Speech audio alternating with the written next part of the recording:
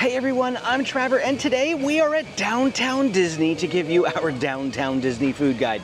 Now, I want to tell you right off the bat, I do not eat here all that often, so you're going to be looking at a lot of menus, but I do have some food to check out for you. Today alone, we ate at Trader Sam's as well as the new Parkside Markets, and so I do have some fun new footage for you guys to see, but without further ado, let's get going.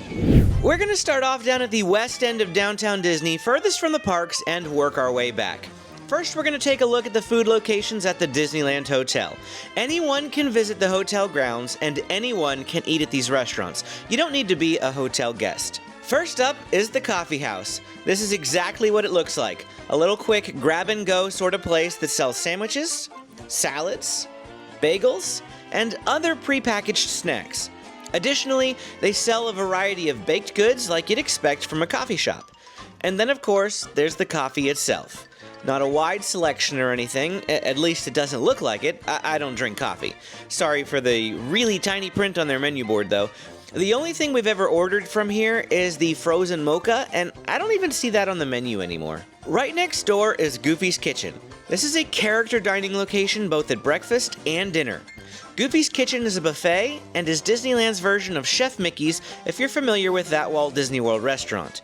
What you're seeing on screen is a quick look at everything that was available when we ate there about 6 months ago. Foods will rotate, but this will give you a general idea of what's available.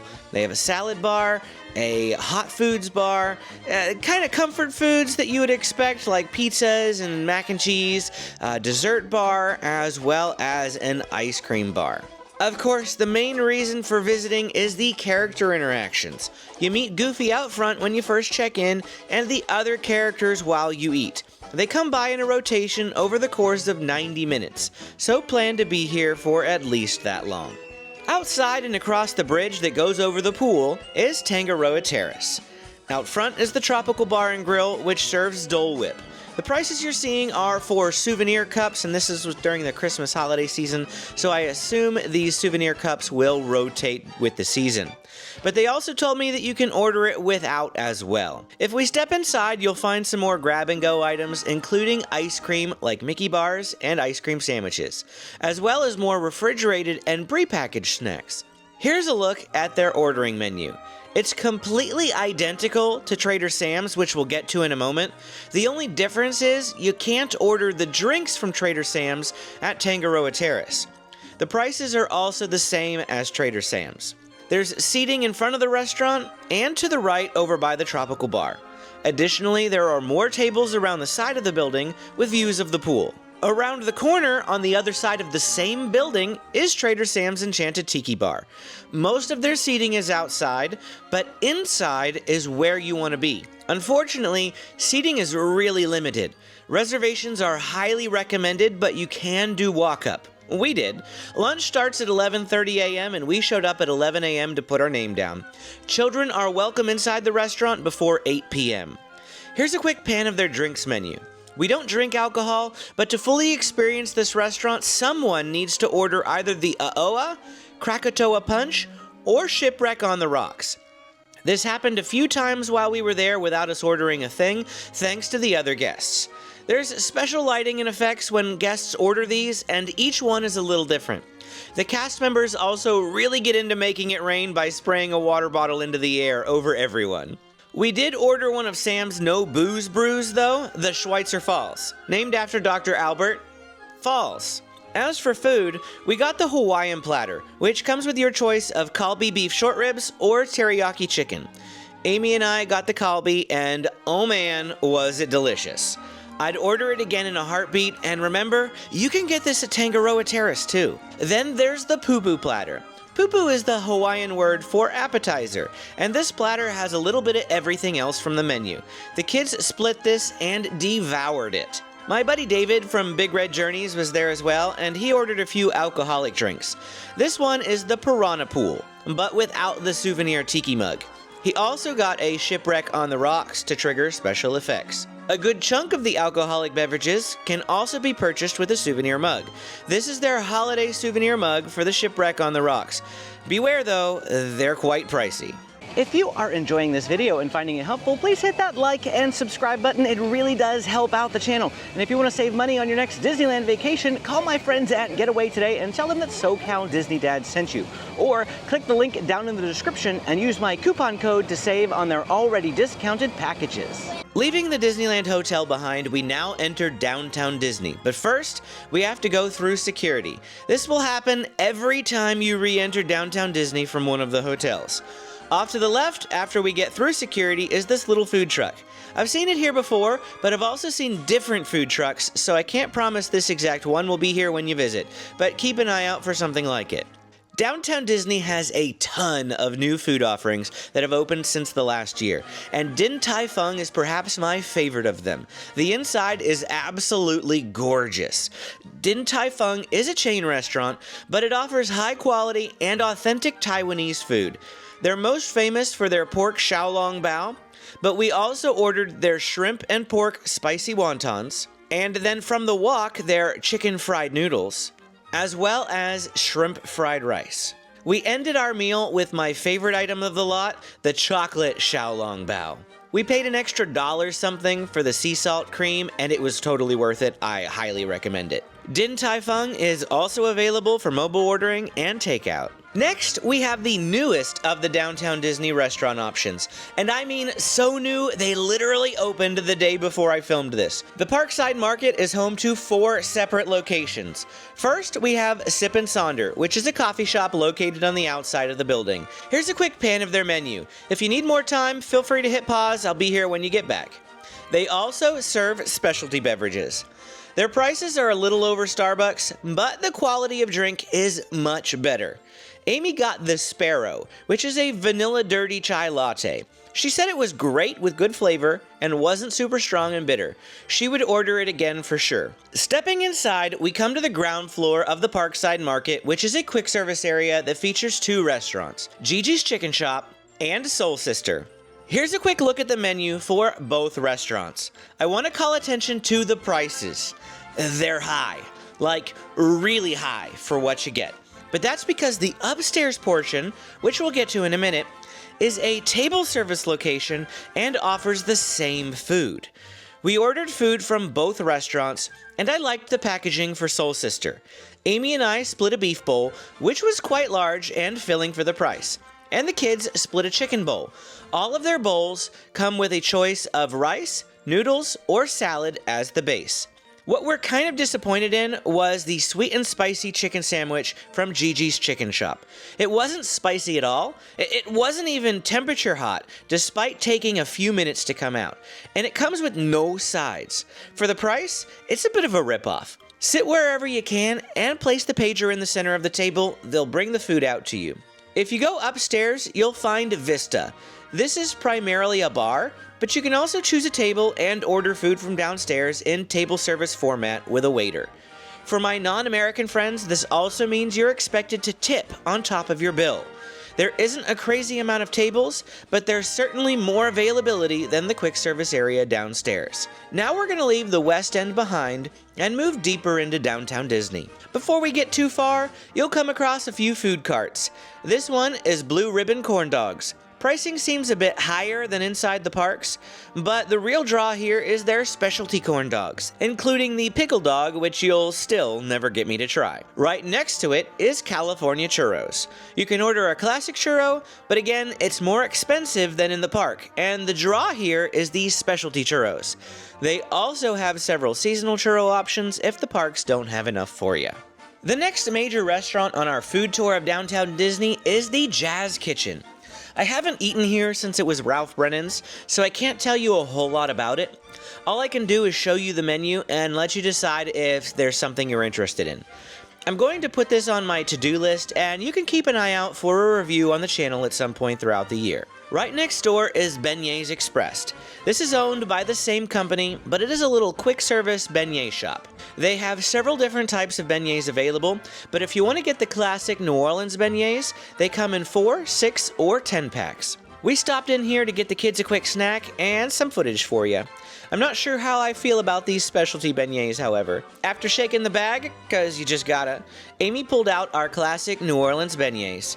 I didn't stick around to eat one, but Amy said they were heavy and dense, and not at all like the hollow, light Mickey beignets at the Mint Julep bar. The kids said they really enjoyed them. Directly opposite of those two restaurants is the old Tortilla Joe's building. If you're new to my channel, we've been reporting updates on this building in our construction videos. It'll be getting replaced soon with two different restaurants, but no visible signs of progress have occurred in more than 8 months since Tortilla Joe's has closed. Next up is Splitsville Luxury Lanes. This is not just a bowling alley, but a restaurant as well.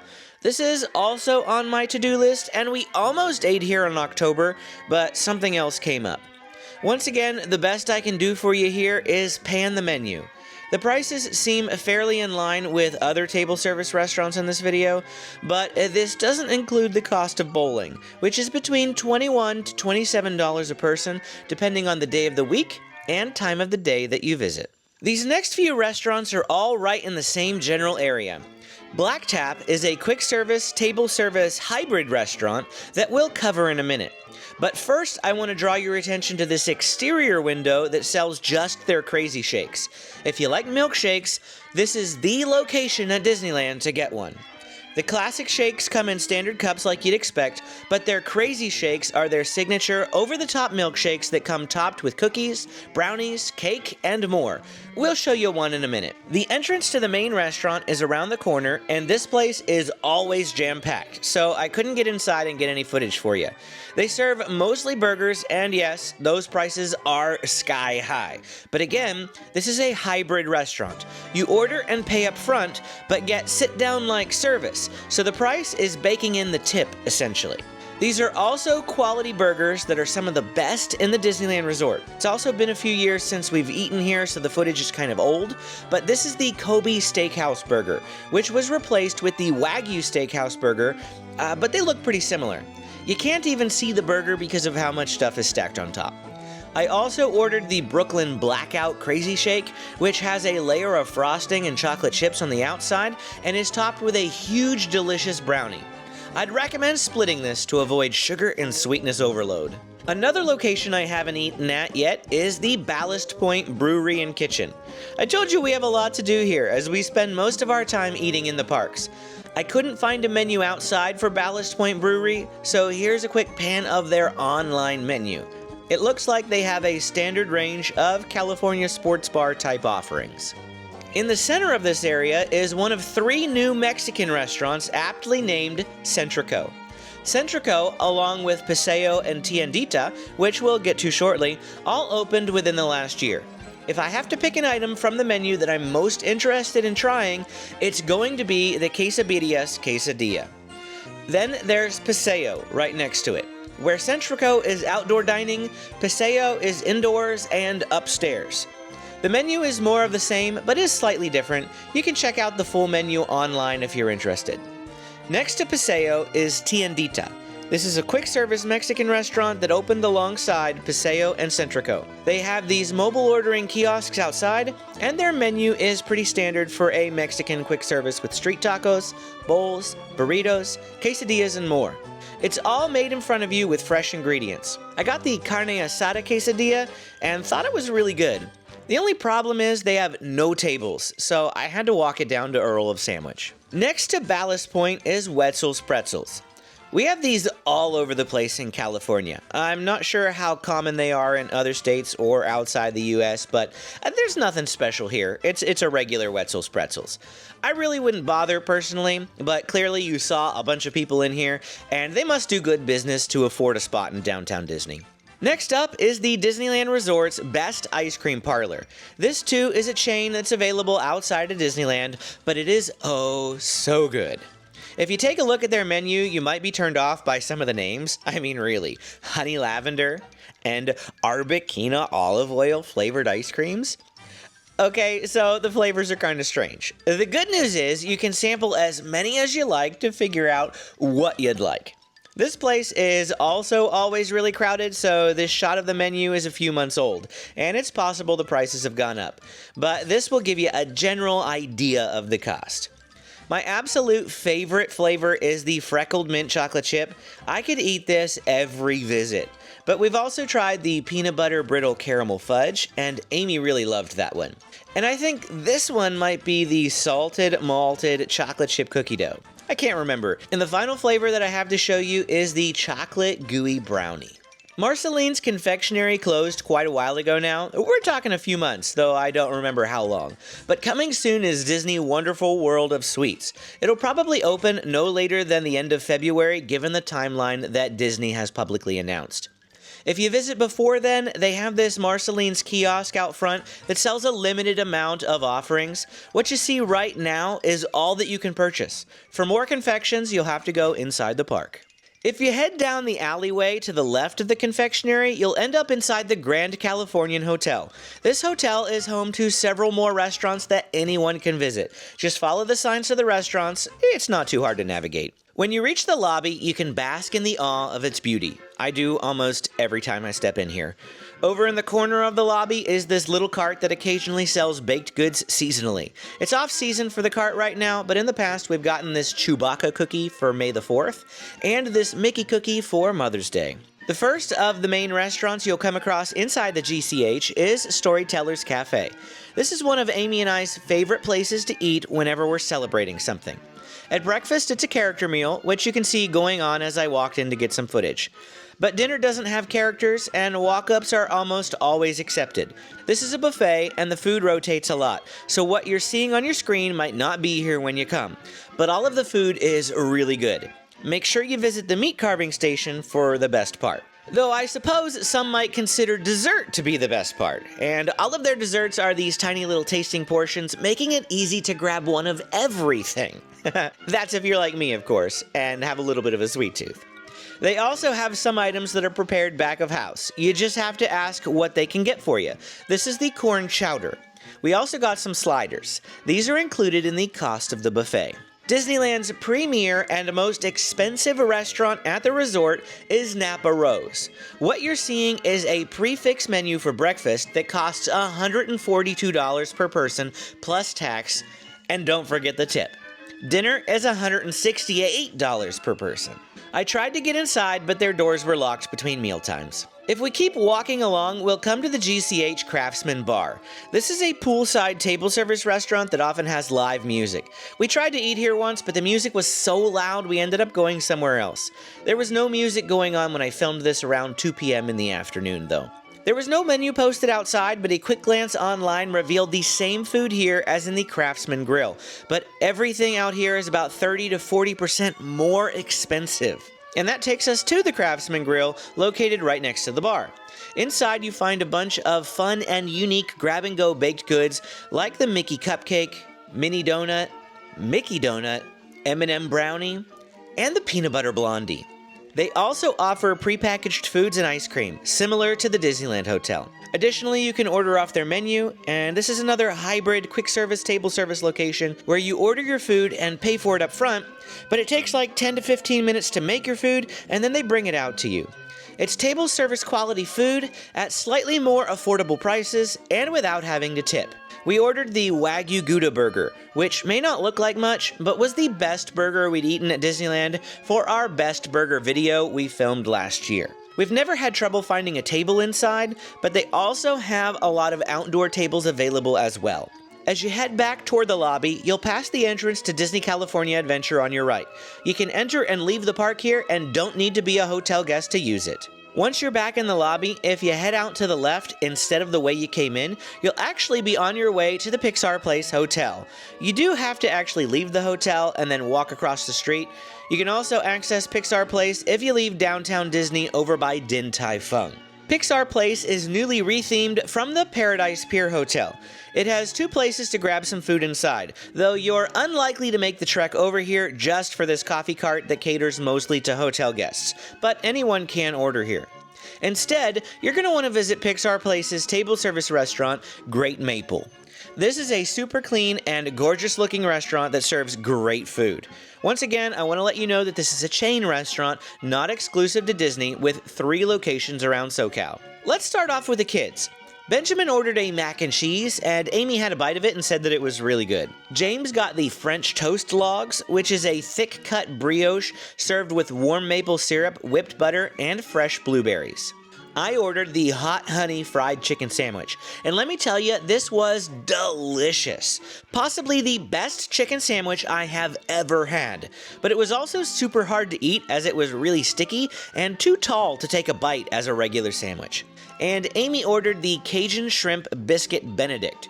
She loved the eggs Benedict and the shrimp, but thought the onion scallop potatoes weren't really all that great. Now we're all the way back at Downtown Disney, resuming right where we left off at the entrance to the GCH. Our next restaurant to highlight is Naples. This is an Italian restaurant that serves pasta and pizza. It's Disneyland's version of Via Napoli at Epcot in Walt Disney World. They even have my favorite pizza from Walt Disney World too, the Quattro Formaggi, though it's prepared a little differently here. I don't remember what size this is since it's been a few years, but it's probably their 20-inch large pizza.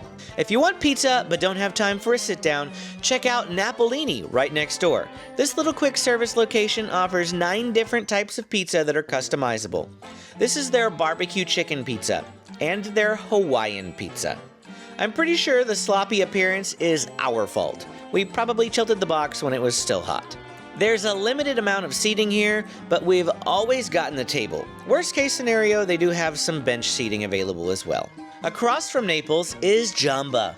This is a chain food location that sells smoothies, but they do have a few pre-packaged bites, as well as smoothie bowls and waffle bowls. In addition to the standard smoothies, they have greens-based smoothies and a few other bites as well. I got a large razzmatazz, which is a mixed berry drink. This place is really expensive at $12.29 for a large, but $10.99 for a small. So we bought a large for the kids and split it between 2 cups to make it cheaper. Across from Naples is Starbucks in Downtown Disney. I'm not going to spend a whole lot of time here. We've already looked at the pricing in our 2 other Disneyland food guides for 2025. The one thing that makes this location unique is that you can mobile order, where the 2 in-park locations don't allow mobile orders. Back out on the street, as we get closer to the parks, you'll see a few more carts pop up. This one is called Kayla's Cake, and they do sell cake, but the thing they prominently display is macarons. But beware, these little guys are $3 to $4 a piece. A little further down, we have a Wetzel's Pretzels cart that has a few select items from the main shop, more than likely their most popular sellers. You can see those listed here, along with their prices. The last cart is another California Churros cart. I couldn't find anything different about this cart than the one that we saw on Downtown Disney's West End. We have one final restaurant to bring to your attention, and it's Earl of Sandwich. Well, 2 restaurants, I suppose, since the tavern has its own separate menu and is a table service version of Earl of Sandwich. At some point this year, Earl of Sandwich will be closing to make way for Porto's. Earl of Sandwich will be getting a new location at Disney's West End down near the D-Lander shop and Din Tai Fung. It'll even have a sit-down portion called the Carnaby Tavern. For now, you can enjoy Earl of Sandwich either here at this location close to the parks, which sells delicious, filling sandwiches at around $8 to $10 each, a real bargain compared to Disneyland quick service prices. Or, once they close here, you can visit their pop-up location that's already down at the west end of Downtown Disney. Sorry it's dark outside. It's kind of tucked away and I forgot about it earlier. This little building is between the ESPN Zone and Star Wars Trading Post and is open already, even though the main location hasn't closed yet. And that's going to be it for our time here today at Downtown Disney for the Downtown Disney Food Guide. Don't forget to hit that like and subscribe button on your way out. If you got questions, drop them in the comments below. I'm always happy to answer them. Click this playlist to see more 2025 planning videos, including Disneyland and DCA food guides as well. Thanks for watching, and we will see you again next time.